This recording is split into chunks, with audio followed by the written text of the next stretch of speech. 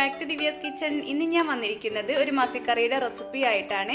ഈ മത്തിക്കറിയിൽ ഞാൻ പച്ചക്കുരുമുളക് അരച്ചിട്ടാണ് റെഡിയാക്കിയിട്ടുള്ളത്. അതുപോലെ മുളക് പൊടി ഒട്ടും യൂസ് ചെയ്തിട്ടില്ല കേട്ടോ. വെറും പച്ചക്കുരുമുളക് അരച്ചിട്ടാണ് ഞാനിവിടെ ചെയ്തിട്ടുള്ളത്. നല്ല ടേസ്റ്റ് ആണ് ഈ ഒരു മത്തിക്കറി കഴിക്കാനായിട്ട്, പ്രത്യേകിച്ച് ചോറിന്റെ കൂടെ കേട്ടോ. അപ്പൊ ഇതുവരെ ഇങ്ങനെ തയ്യാറാക്കിയിട്ടില്ലെങ്കിൽ ഇന്നത്തെ വീഡിയോ കണ്ടിട്ട് എല്ലാവരും ഒന്ന് റെഡിയാക്കി നോക്കണേ. അപ്പൊ എല്ലാവരും ഇന്നത്തെ വീഡിയോ ഒന്ന് സ്കിപ്പ് ചെയ്യാതെ കണ്ടു നോക്കുക. അപ്പൊ നമ്മളിവിടെ പച്ചക്കുരുമുളക് അരച്ച മത്തിക്കറി വെക്കാനായിട്ട് ഇവിടെ 2.5 ടേബിൾ സ്പൂൺ പച്ചക്കുരുമുളകാണ് എടുത്തിട്ടുള്ളത്. അതുപോലെ തന്നെ 1 കിലോ മത്തിയും ക്ലീൻ ചെയ്തെടുത്തിട്ടുണ്ട്. ഇനി പച്ചക്കുരുമുളക് നമുക്ക് കുറച്ച് വെള്ളം ചേർത്തിട്ട് നന്നായിട്ടൊന്ന് അരച്ചെടുക്കാം.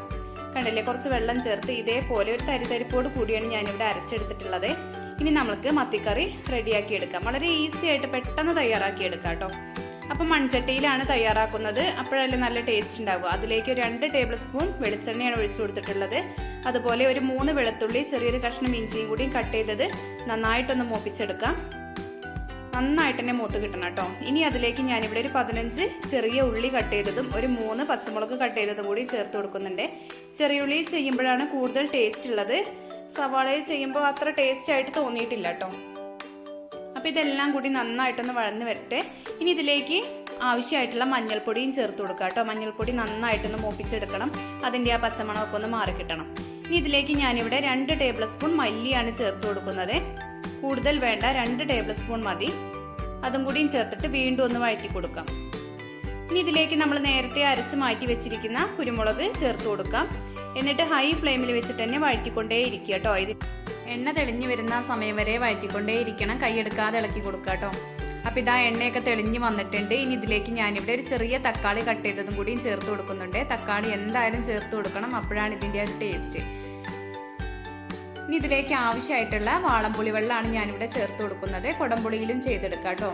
ഞാനിവിടെ വാളംപുളിയാണ് എടുത്തിട്ടുള്ളത്. ഒരു നാരങ്ങ വലിപ്പത്തിലുള്ള പുളി പിഴിഞ്ഞെടുത്തിട്ടുള്ളതാണ്. എത്രത്തോളം കറി വേണോ അത്രയും കറിക്ക് ആവശ്യമായ വെള്ളവും ചേർത്തിട്ട് പിഴിഞ്ഞെടുത്തു.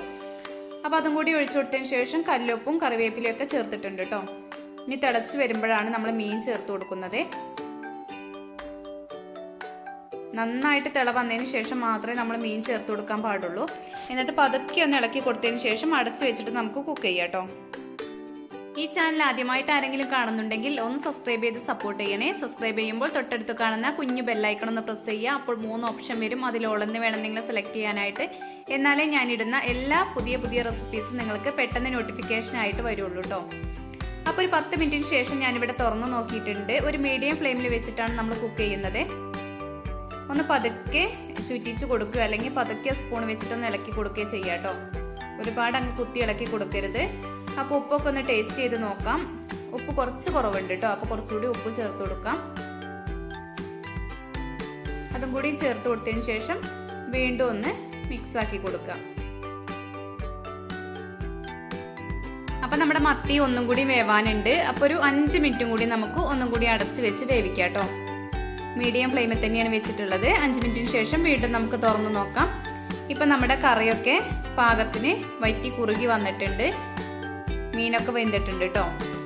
ഇനി നമുക്ക് ഫ്ലെയിം ഓഫ് ചെയ്തതിന് ശേഷം നമ്മൾക്ക് ഇതിലേക്ക് പച്ച വെളിച്ചെണ്ണയാണ് ഒഴിച്ചു കൊടുക്കേണ്ടത്. അപ്പൊ നല്ലൊരു ടേസ്റ്റ് ആണ് കേട്ടോ. അപ്പൊ ഞാനിതിലേക്ക് 1 ടേബിൾ സ്പൂൺ നിറയെ പച്ച വെളിച്ചെണ്ണയാണ് ഒഴിച്ചു കൊടുക്കുന്നത്.